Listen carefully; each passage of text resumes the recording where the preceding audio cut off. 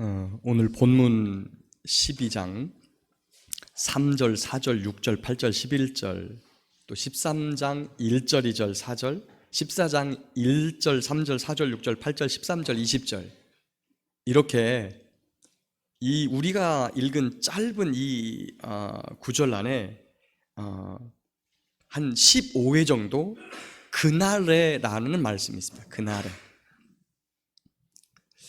그러면 이 그날이 도대체 무슨 날일까? 문맥상 살펴보면 그날은 12장 2절에 내가 예루살렘으로 그 사면 모든 민족에게 애워싸일 때가 있을 거라는 거예요.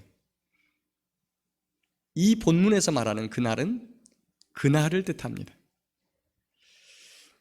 이 말씀은 세상 모든 민족이 하나님을 믿는 백성들을 애워싸고 멸망시키기 위해서 그들을 죽이려고 이렇게 시도할 때가 있을 거라는 거죠.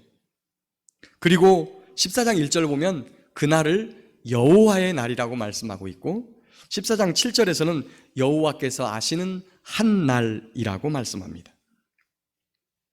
결론부터 말씀드리면 그날은 우리 주님께서 정하신 종말의 때, 예수님께서 다시 오시는 재림의 날, 하나님의 말씀이 성취되어지는 때를 말씀하고 있습니다. 다 같이 한번 따라서 합니다. 그날에 은총과 간구하는 심령을 주십니다.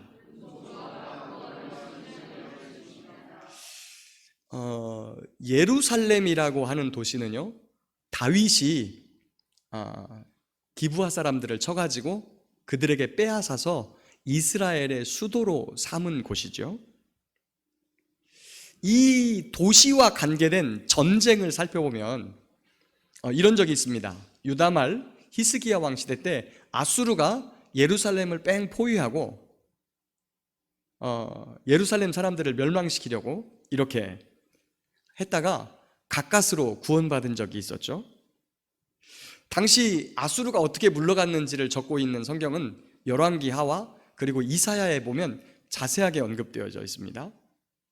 그것을 회상하면서 오늘 본문의 이야기를 좀 살펴보면 많이 관련이 있다는 것을 알 수 있습니다. 아수르 시대 이후에는 바벨론이 이 예루살렘 성을 3번씩이나 포위했었어요. 그리고 결국은 정복당해가지고 예루살렘 도시와 그 안에 있는 성전까지 전부 다 무너지고 불에 타버렸던 적이 있었습니다. 그리고 지금 저와 여러분들이 스가랴 시대의 이야기를 읽고 있는데 이때는 예루살렘 성전이 다시 재건되고 있던 때, 아직 재건이 완료되진 않았습니다. 이 말씀이 끝나고 나서 약 한 2, 3년 지난 다음에 성전이 다 재건이 되고요. 그로부터 또 한 10여 년이 지난 다음에 느헤미야가 예루살렘 성에 와서 예루살렘 성을 중건했었습니다. 그 후에 세계 역사가 굉장히 급변하게 되지요.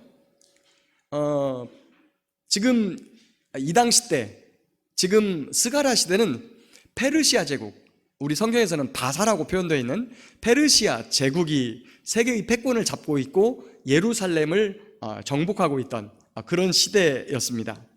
그런데 이 페르시아 제국을 마케도니아에서 일어난 헬라 제국이 무너뜨립니다.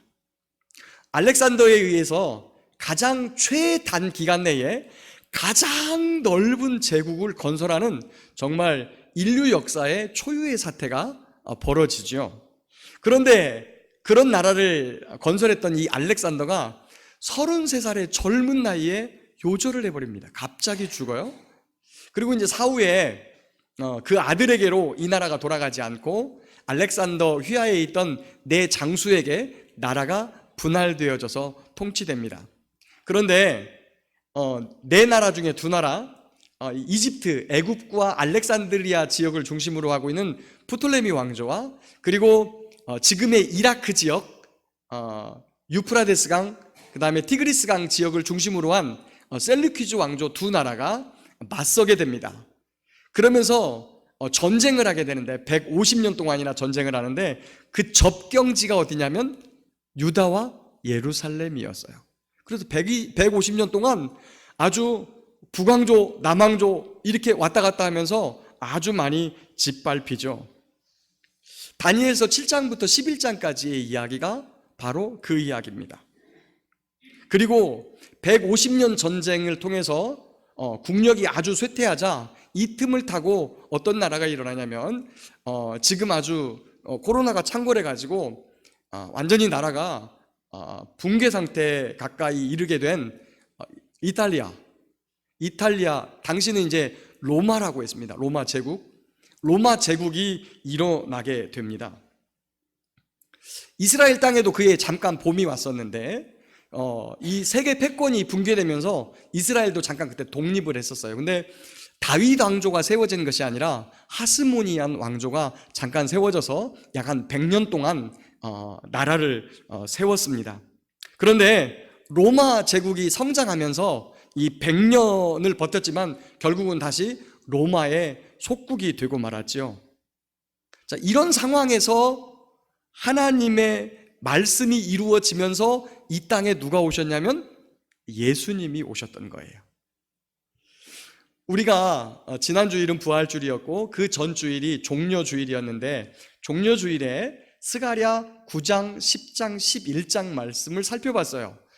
저희가 의도하진 않았는데 공교롭게도 딱 종려주일에 종려주일 말씀이 예언되어 있던 그 말씀이 정확하게 저희 예배 순서와 맞아가지고 그 말씀을 살펴봤는데 그때 9장 9절에 이런 말씀이 있죠. 시온에 따라 크게 기뻐할지어다 예루살렘에 따라 즐거이 부를지어다 내 왕이 내게 임하시나니 그는 공의로우시며 구원을 베푸시며 겸손하여서 나귀를 타시나니 나귀의 작은 것 곧 나귀 새끼로다. 우리가 잘 아는 대로 예수님께서 이제 마지막 사역인 십자가 사역을 이루시기 위해서 예루살렘 성으로 들어갔을 때 많은 사람이 구원자이며 유대인의 왕으로 오시는 예수님을 종려나무 가지를 들고서 환영했던 그 말씀이 그대로 이루어졌었다는 것을 알 수 있죠. 그런데 이어지는 그 스가랴 11장 말씀의 예언대로 제자 중에 하나인 가룟 유다가 예수님을 은 30에 팔아 넘겼습니다. 그리고 제사장들은 그게 핏값이라는 걸 알고 토기장이의 밭을 사서 나그네의 묘지를 삼았죠. 그 이야기가 스가랴 11장에 예언되었었는데 그 말씀이 그대로 이루어졌다는 것입니다. 결국 이스라엘 백성들 중에 서기관과 그리고 대제사장들과 장로들이 예수님을 십자가에 못 박아 죽였습니다. 하나님께서는 구원을 베푸시려고 예수님을 보냈는데 하나님께서는 우리를 사랑하시고 불쌍히 여기셔서 우리를 죄 가운데서 구원해내시려고 예수님을 보내셨는데 그 예수님을 거부하고 십자가에 못 박아 죽이자 하나님께서 은총의 막대기와 연합의 막대기를 꺾어버리셨다는 그 말씀이 그대로 임하여서 이스라엘이 아주 큰 고난 속으로 빠져들어갑니다. 사랑하는 성도 여러분, 우리가 살다 보면 하나님의 은혜가 우리의 삶에 올 때가 있습니다. 근데 그 상황이 늘 기쁘고 좋을 때 하나님의 은혜가 임하는 것 같진 않아요. 그거보다는 오히려 고난의 시간에, 아픔의 시간에 우리를 부르는 하나님의 부르심과 은혜가 있습니다. 때로는 설교를 통해서, 때로는 어떤 장로님이나 권사님이나 집사님의 입을 통해서, 때로는요 아주 어린아이의 한마디를 통해서 우리의 가슴에 하나님이 큰 하나님의 말씀을 던져주실 때가 있어요. 그럼 그때 어떻게 해야 됩니까? 그 말씀을 붙잡고 예수님을 우리의 삶 속에, 우리의 마음 중심에 모셔드려야 하는 겁니다. 우리가 이 땅을 살 때 여러분 돈으로만 세상 사는 것 아니죠. 좋은 대학과 좋은 직장 있어야 되지만 그것이 우리를 살게 하는 것이 아니에요. 사람이 떡으로만 사는 것이 아니요 무엇으로 삽니까? 하나님의 입에서 나오는 모든 말씀으로 살 것이니라 하셨습니다. 할렐루야. 우리가 예수님이 있어야 되고 하나님의 말씀이 있어야 되고 성령 하나님이 우리와 함께 하셔야 돼요. 그래야 우리가 죽은 자의 삶에서 산자로, 그리고 지옥에서 천국으로 영생의 삶을 소유할 수 있는 줄 믿습니다. 이스라엘 백성들 당시에 예수님을 그렇게 환호했던 이스라엘 백성들은 대제사장들과 이 장로들의 계략에 빠져가지고 외쳤어요. 십자가에 못 박아라! 십자가에 못 박아라! 얼마 전에 저희 딸이 이런 말을 하더군요. 역사 이야기를 하다가 지금의 역사에 대해서 후대가 이것이 정말 옳았던지 아니면 그릇되었는지에 대해서 말을 하게 될 것이다, 이런 이야기를 했습니다. 근데 저희 딸이 이런 이야기를 하더라고요. 나중에 우리 애들이 엄마는 촛불 집회할 때 뭐 했어? 이렇게 물어보면 뭐라고 대답해야 될지 몰라서 한 번쯤은 가봐야 되지 않을까? 이런 이야기를 하더라고요. 여러분, 정말 조심해야 됩니다. 소고기 수입한다고 그러자 엄마 부대 분들이 유모차에다가 자기 애들을 싣고 애들을 방패막이 삼아서 여러분 데모했어요. 후대가 뭐라 그럴까요? 그 엄마 정말 용감했다 그럴까요? 군중들이라는 게 얼마나 감정적으로 움직이는가에 대해서 저와 여러분들이 정말 조심해야 됩니다. 대제사장과 장로들의 계략에 빠져 엊그저께까지만 해도 종려나무를 흔들며 할렐루야 호산나를 구원하여 주십시오라고 외쳤던 이스라엘 백성들이 십자가에 못 박아라, 십자가에 못 박아라 하면서 예수님을 궁지에 몰아넣습니다. 대신에 그럼 내가 누구를 살려줄까라고 물으니까 살인자 바라바를 살려달라고 그렇게 외쳤습니다. 예수님과 3년 반 동안이나 함께 했던 제자들마저 모두 예수님 버려버리고 다 도망치고 예수님 홀로 십자가에서 사형을 당하시고 무덤에 장사되었지요. 이것은 우리가 오늘 읽은 본문 스가랴 13장 7절의 말씀을 응하게 한 것입니다. 함께 읽어보겠습니다. 스가랴 13장 7절 말씀 앞에 화면 보고 같이 읽겠습니다. 시작. 만군의 여호와가 말하노라. 가라, 깨어서 내 목자 내 짝된 자를 치라. 목자를 치면 양이 흩어지려니와 작은 자들 위에는 내가 내 손을 들이우리라. 아멘. 내 짝된 자, 분명히 이것은 하나님의 독생자이신 독생자, 하나님의 유일한 아들이신 예수님을 뜻하는 것입니다. 예수님이 잡혀 사형 판결을 받자 모든 제자들 다 흩어져 버렸습니다. 하지만 하나님께서는 예수님을 죽음 가운데 버려두지 않으시고 3일 만에 부활시키셨어요. 그리고 부활하신 예수님께서 무엇 하셨습니까? 제자들을 다 찾아다니시며 내가 살아났다라고 제자들을 다 찾아다니면서 일으켜 주셨어요. 예수님께서 십자가를 지시기 전에 이 땅에 계실 때 무슨 말씀을 하셨느냐? 요한복음 6장 39절에 보니까 나를 보내신 이의 뜻은 내게 주신 자 중에서 내가 하나도 잃어버리지 아니하고 마지막 날에 다시 살리는 이것이라, 이렇게 말씀하셨어요. 그리고 또 요한복음 17장 12절에 내가 그들과 함께 있을 때에 내게 주신 아버지의 이름으로 그들을 보존하고 지키었나이다. 그 중에 하나도 멸망하지 않고 다만 멸망의 자식뿐이오니 이는 성경을 응하게 하려 함이니이다 라고 기도하셨어요. 또 요한복음 18장 9절 말씀에 보니까 이렇게 부활하신 예수님이 제자들을 찾고 그리고 잡히시는 현장 가운데서도 제자들을 다 잡혀서 같이 죽지 않고 놓아주게 했던 것은 아버지께서 내게 주신 자 중에서 하나도 잃지 아니하였사옵나이다 하신 말씀, 바로 방금 우리가 읽은 스가랴 13장 7절 말씀을 응하게 하려 하심이다 라고 말씀하신 거예요. 베드로가 부활하신 주님을 만나서 다시 주님께 돌아갔지요. 하나님의 은혜입니다. 예수님께서 십자가를 지시기 전날 밤에 베드로에게 경고했어요. 너 이 밤이 새기 전에 닭 2번 울기 전에 나를 3번 부인할 것이다.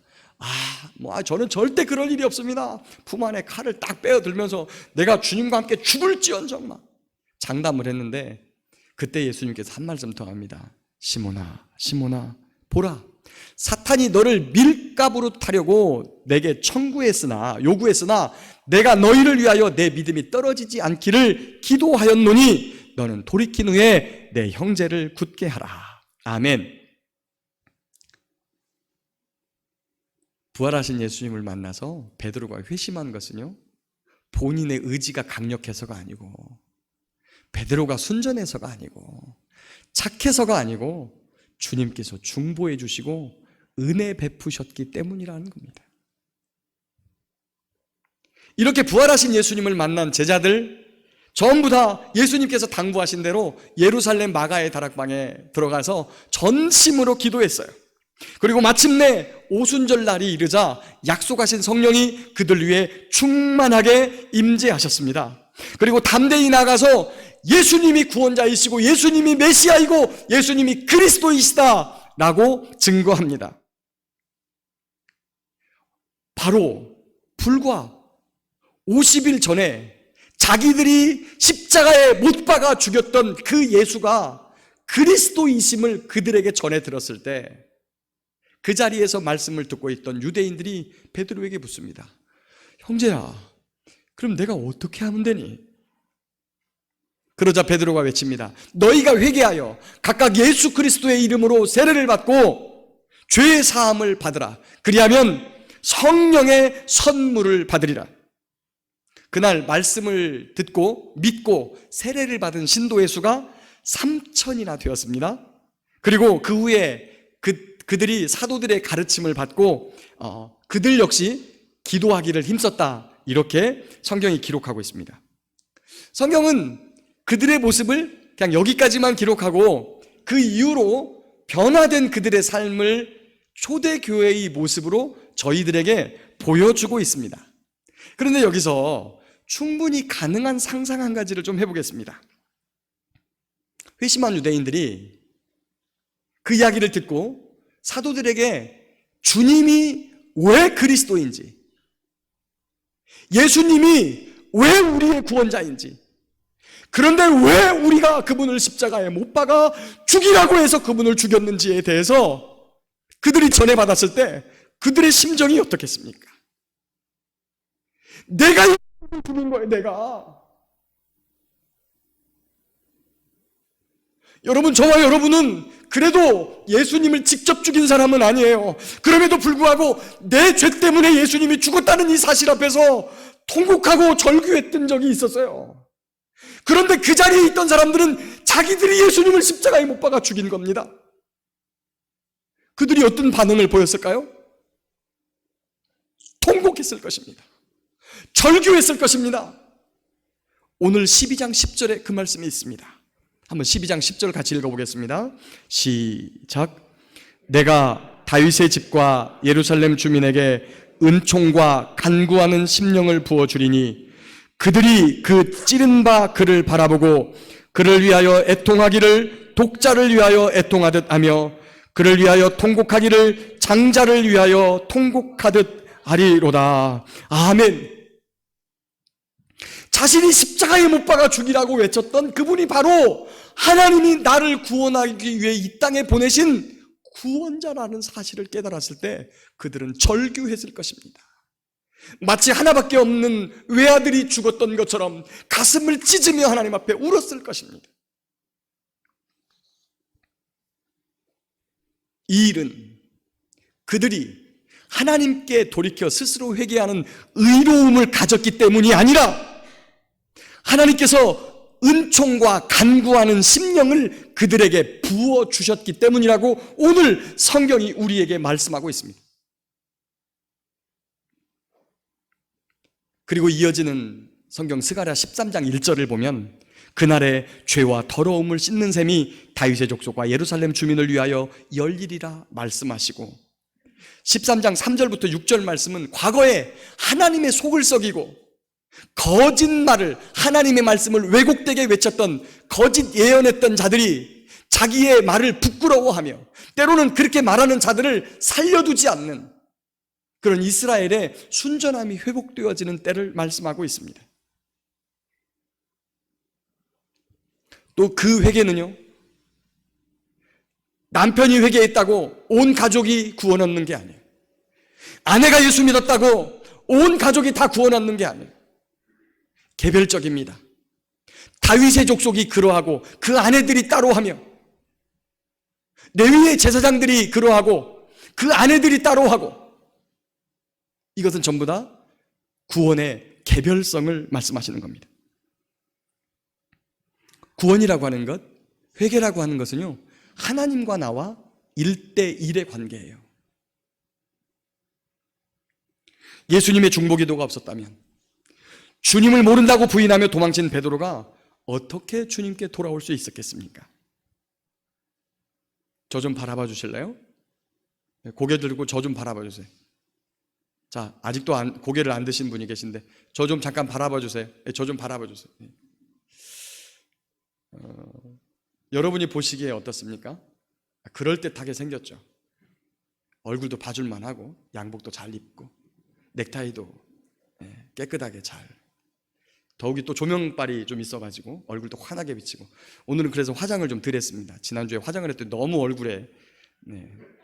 얼굴이 막 빛나가지고, 조명을 받아가지고. 여러분은 어떤 모습으로 세상을 살아가십니까? 여러분 혹시 세상을 살면서 나 이렇게 살면 안 되는데 라고 늘 살아갑니까? 아니, 그러지 않죠. 내가 이 정도 살면 됐지 뭐. 내가 이 정도 말하고, 내가 사회적 위치도 있고, 성경 이 정도 읽으면 되고, 기도 이만큼 하면 되고.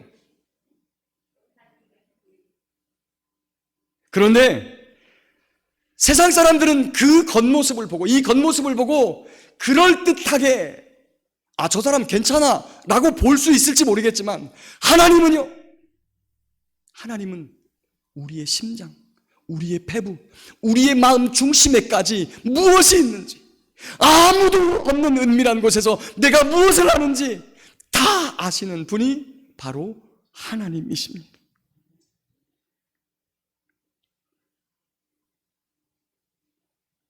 그런데 그랬던 우리가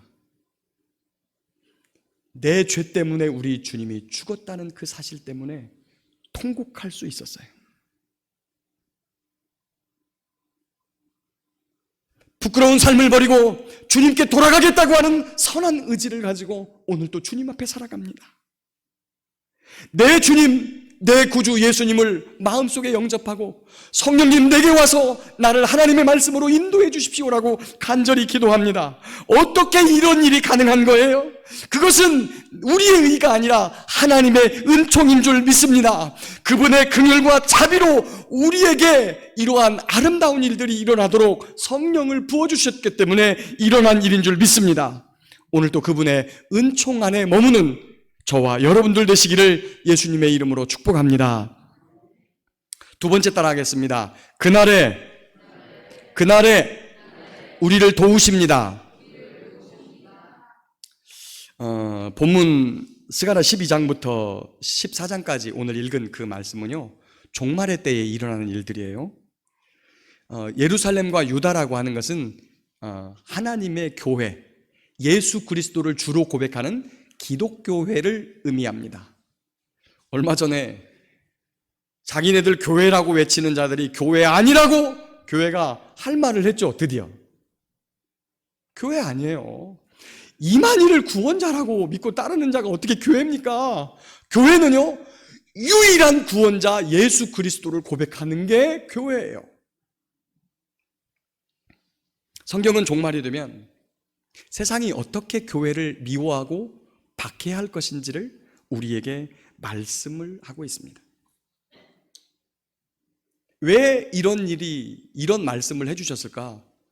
그것은 그런 일이 일어날 때 당황하지 말라는 거예요. 그런 일이 일어날 것이라고 생각을 못하고 있다가 그런 일이 오면 굉장히 당황스러운 거죠.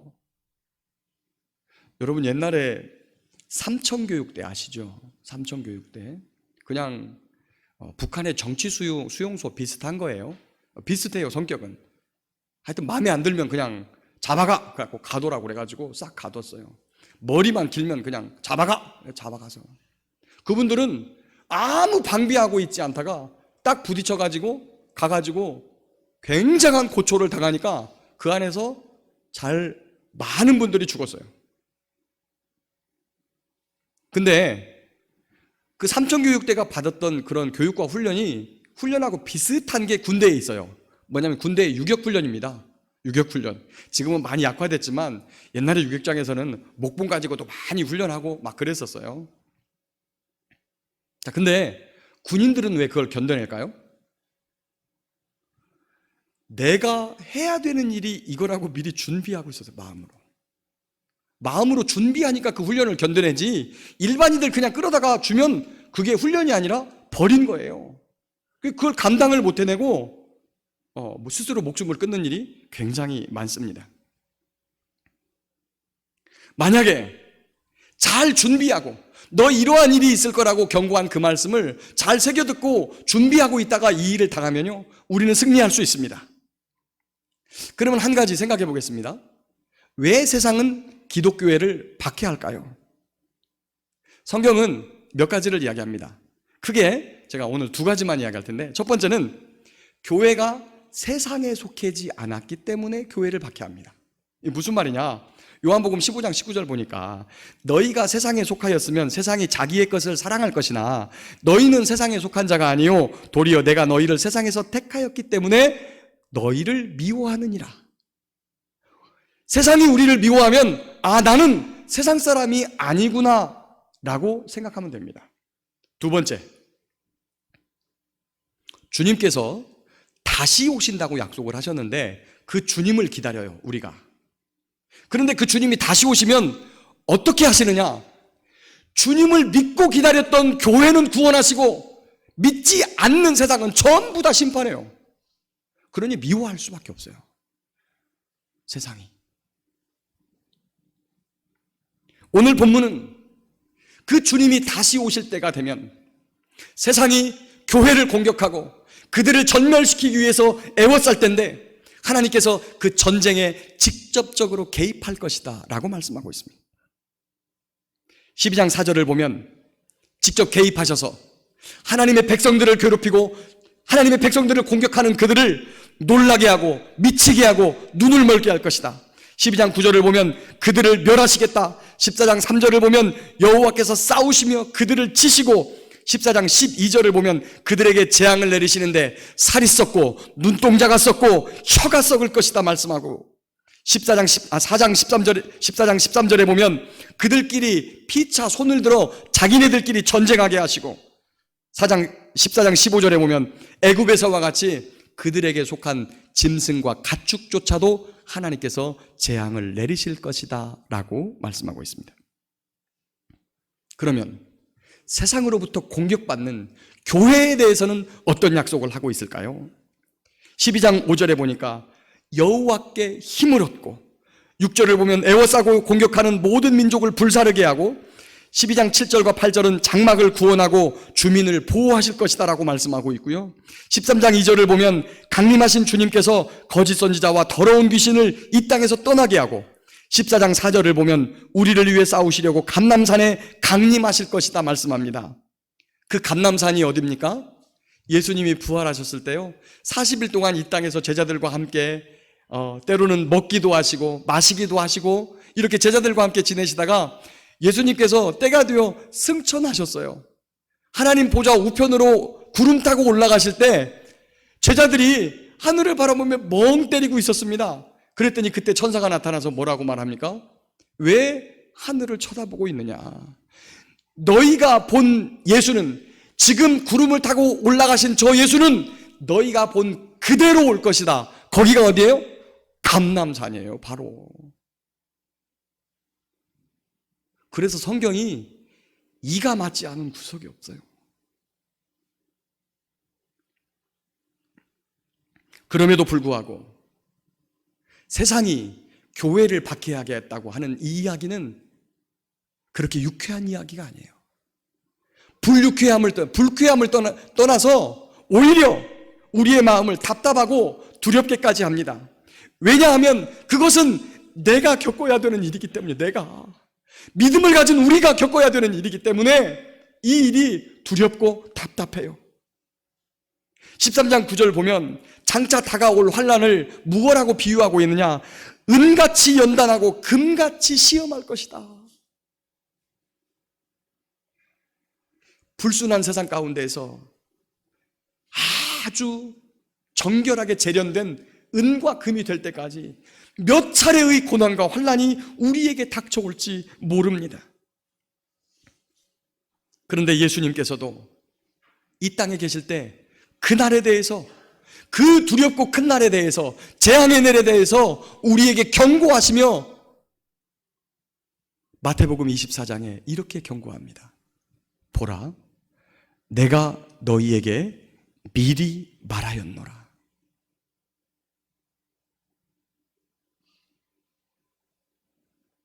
그날이 두렵고 큰 환난의 날인 것은 맞습니다. 하지만 저와 여러분은 예수님을 믿고 예수님의 이름을 부르는 사람들입니다. 13장 9절을 계속해서 보면 이렇게 말합니다. 13장 9절에 그 뒷부분에 그들이 내 이름을 부르리니 내가 들을 것이며 나는 말하기를 이는 내 백성이라 할 것이요 그들은 말하기를 여호와는 내 하나님이시라 하리라. 할렐루야.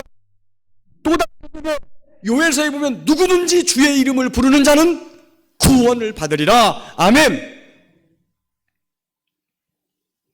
그래서 예수님께서 말씀하신 대로 저와 여러분들은 깨어 있어야 합니다. 왜냐하면 그날이 언제 우리에게 임할는지 알지 못하기 때문입니다. 그런즉 깨어 있으라. 너희는 그날과 그때를 알지 못하느니라. 여호와의 경고의 말씀을 두려워하고 깨어 있는 자는 구원을 받고 예수님께서 준비하신 아름다운 처소, 복된 처소로 인도하실 것입니다. 요한계시록에 보니까 그곳은 거룩한 성 새 예루살렘입니다. 오늘 이 스가랴 14장과 요한계시록 21장이 연결되어 있는 거예요. 오늘 14장 11절 보니까 사람이 그 가운데에 살며 다시는 저주가 있지 아니하리니 예루살렘이 평안히 서리로다. 이 예루살렘이 바로 거룩한 성 새 예루살렘이에요. 그리고 그곳에는 하나님의 보좌로부터 나오는 생명수가 흘러나와서 그 생명수를 마시며 영원토록 기쁘고 즐거운 복락을 누리는 곳이 바로 그곳입니다. 말씀을 맺겠습니다. 사랑하는 성도 여러분, 경건한 그리스도인이 세상에서 받는 박해에 대해서는 성경이 어디부터 이야기를 하고 있을까요? 가인이 죽인 아벨의 이야기에서부터 시작합니다. 그리고 어디까지 끝납니까? 성경의 맨 마지막 권인 요한계시록까지 그 이야기가 계속적으로 이어지고 있습니다. 오늘 12장 1절 말씀은 여호와의 경고의 말씀으로 우리에게 주고 있습니다.